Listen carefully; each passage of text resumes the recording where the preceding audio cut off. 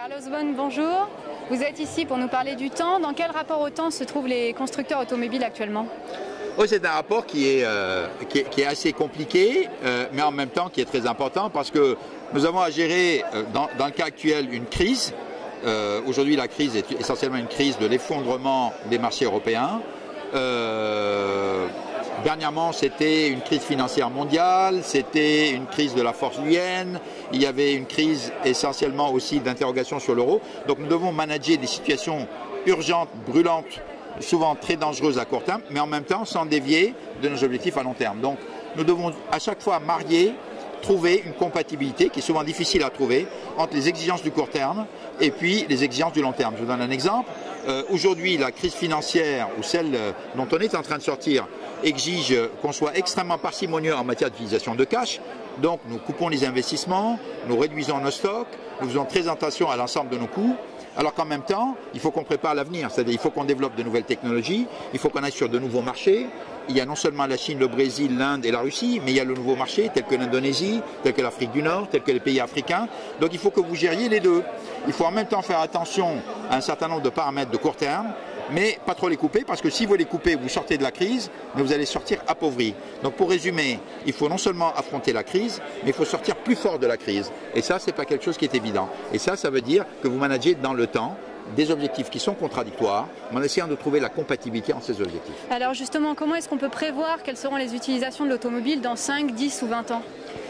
On ne peut pas prévoir. Ce que nous faisons, on n'essaie pas de prévoir ce que sera le monde dans 10 ans. Ce que nous essayons de prévoir, ce sont les tendances. Par exemple, ce que nous sommes sûrs, c'est que l'automobiliste va de plus en plus faire attention à son environnement. Donc il va faire plus attention à sa consommation d'essence, il va faire plus attention à ses émissions de CO2. Ça, c'est une certitude. Nous savons par exemple que l'automobiliste, il veut avoir un temps plus utile quand il est dans la voiture. En moyenne, un automobiliste passe 2 heures par jour, c'est au niveau mondial, dans sa voiture. Quand il est dans la voiture, il ne fait rien, il ne peut rien faire puisqu'il faut qu'il fasse attention. Donc, tout ce qui permet de le dégager de cette tâche ou de réduire la tension pour qu'il puisse faire autre chose, ça va dans le sens de ce que souhaite le consommateur.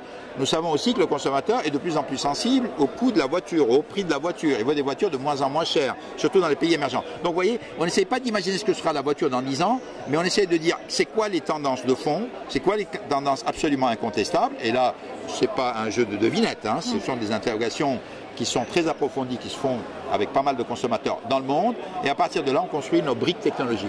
Et juste par rapport aux véhicules électriques, dans quelle temporalité est-ce qu'on s'inscrit?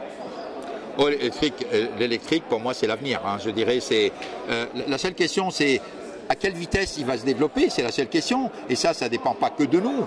Bien que ça dépend en partie de nous, mais ça dépend aussi des gouvernements qui mettent les conditions nécessaires pour le développement des voitures électriques. On sait par exemple que les Chinois sont en train de mettre le paquet pour le développement des voitures électriques. Je sais qu'en France, il y a aussi beaucoup d'incentives qui vont dans ce sens-là. Mais quant à l'importance de la voiture électrique dans l'avenir, elle est absolument incontestable. Carlos Ghosn, merci. Merci.